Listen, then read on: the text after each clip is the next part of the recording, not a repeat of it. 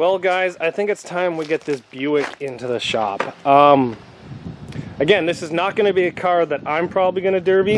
I did purchase it, so it is my car as of right now, but I'm pretty sure I'm going to build this and sell it to somebody else fully built. So far we have all the interior out, and that's it. I know, we should have done more. We really should have. I did move a bit of the wiring when I was stripping it, but we haven't got super far on that yet. But I guess today we can put a little bit of a cage into it, maybe move a little bit more wiring, maybe try to drop the factory gas tank right now and move it to the interior just for now, because we haven't got a gas tank for this thing yet. I don't even know if we'll do that, to be honest. Maybe just run the wiring to the factory fuel tank back here and see if we can get it to run just by running positive and negative to it, and then I can finish moving all my wiring. Maybe we can do a cage. We're definitely going to be doing threaded rod to the back of this. We're going to be tucking the trunk. The back bumper is going to be coming off. There's lots of things we can do to this. We can get all the doors shut. Start taking a look at the rear suspension, because the rear suspension's all got to come apart and different suspensions got to go in, because believe it or not, this car has aluminum spindles front and rear. So they will all have to be changed. There's a lot of work that has to be done to this car. But let's see if she'll fire up. Oh, I have to hook up the battery. Yeah, I gotta hook up the battery. This battery here is just about at the end of its life. It's a transport truck battery that's probably 4 or 5 years old now. And I'm not very nice to it. Kind of let it die in the sun all the time. It gets ran over. So I think this year here I'll have to be buying a new battery for it. No, shake the negative.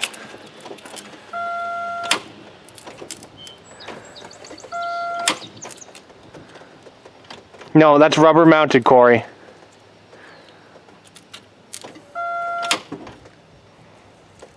Negative.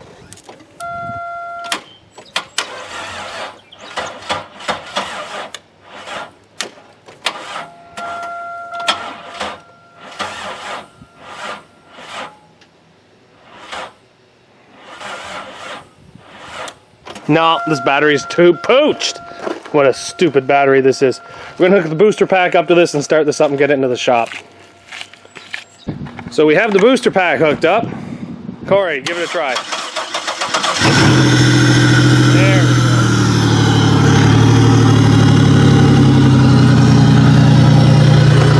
See, I'm not very nice to that battery. Okay, Corey.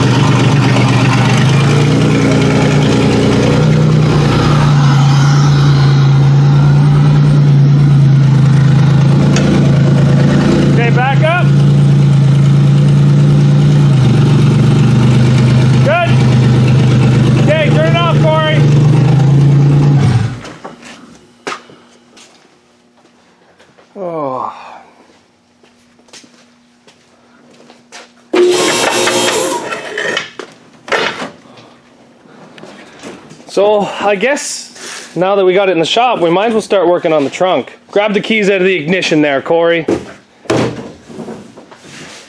Because I pulled all the wires out of the trunk. So the only way to open the trunk is with the key.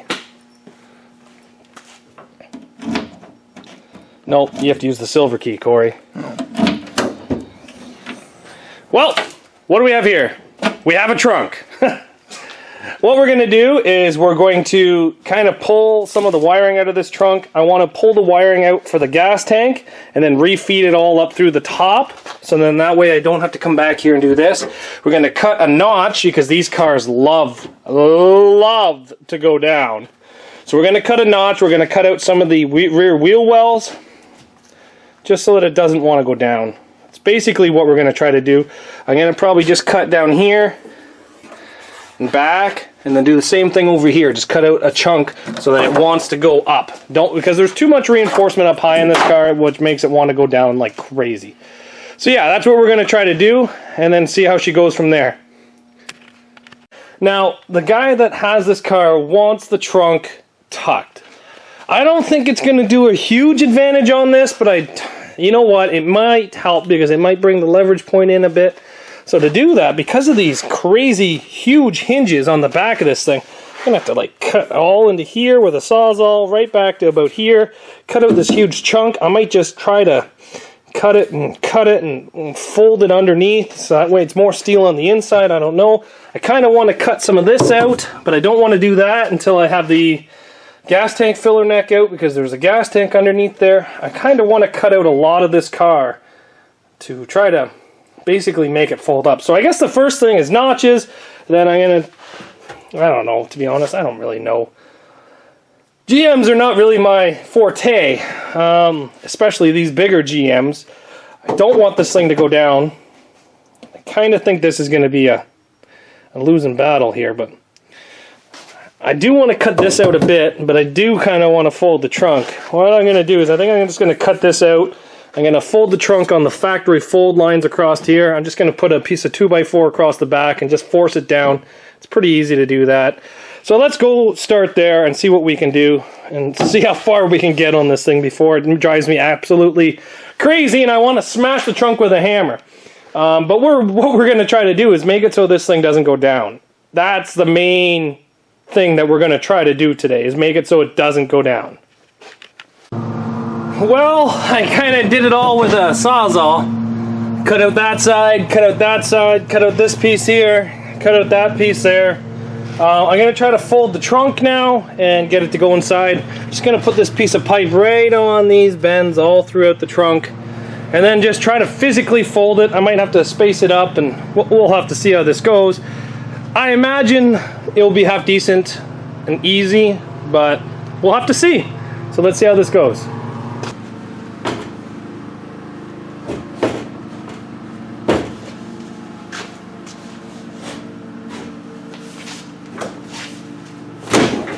Use the gut. Okay, so we got it to go basically there. Now we're just going to space it up.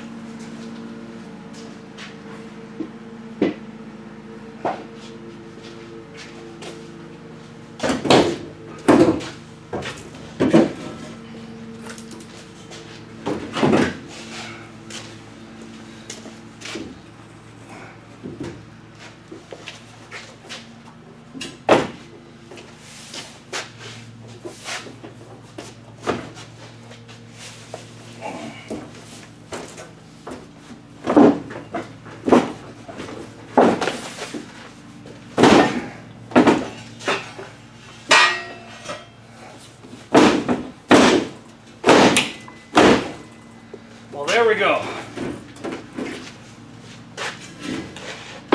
Wasn't that bad. Wasn't that bad at all. Oh, look at that mint. Now we just need to force it in there.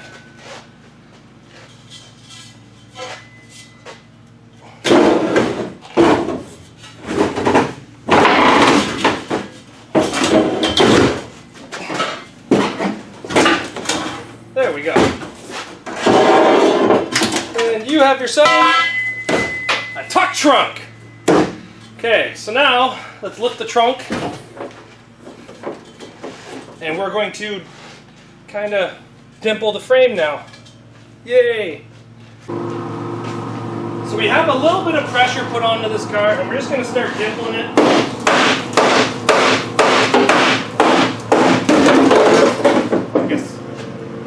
That hammer didn't work out. Time for a bigger hammer.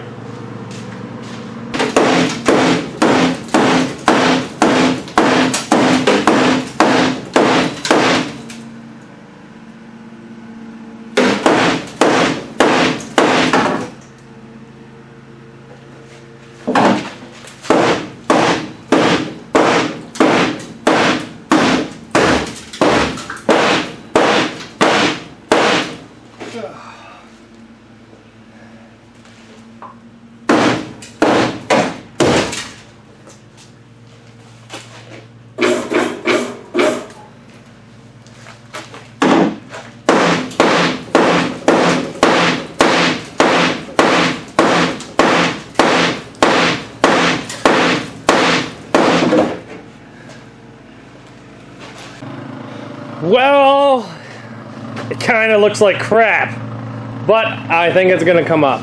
It's kind of went at the dimples pretty hard, and the one reason why I think these things like to go up is the rear bumper mounts come down like really low, so it puts a lot of pressure on the bottom side of the frame. So by cutting the bumper shocks off and the bumper mounting brackets and the rear bumper, it kind of makes this thing want to go up. I've got the dimples, I've got the trunk folded, the trunk is held shut very well, and yeah, I think this thing's gonna go down. My only fear is it's gonna open up like a Peugeot in the back, where it just opens up like a big cat-mouth fish. But hopefully, maybe we can take some 9-wire and go from like here to like around here or something, maybe 2 or 3 times, trying to help keep this thing together and not just go big mouth catfish on me. But honestly, the back end is done. I've kind of done a little bit of preparations to make it go up. Hopefully it goes up, and I think it's going to be okay. You know what, I'm not really allowed to crease the body. I didn't mean to do that with the chain, but I did do it. I didn't mean to, but it's done. Yeah, the only other thing I'm going to do is maybe push the spare tire carrier up a bit, and that's about it on the back end. But with the bumper off now, I think it's definitely going to go up. And I'm overall kind of happy with it, to be honest. I don't do a whole lot of these big GMs front-wheel drives, but just by looking at it, I could see that it was going to go down. And from all the times I go to demolition derbies and I see these things go down, I knew it was going to. So I just kind of have to prepare for it and make it so that it's not gonna. So anyway, there's the trunk done on this thing. Like I said, I'm kind of happy with how it turned out. I definitely think it's gonna go up. Some little things left to do to the car now, like I don't know, a cage, a switch panel. There's still lots to do. Still waiting for a gas tank so I can take out the factory gas tank. I was a little nervous doing all this, so I didn't really use the torch a whole heck of a lot, except for the rear bumper, but that's way away from the rear gas tank.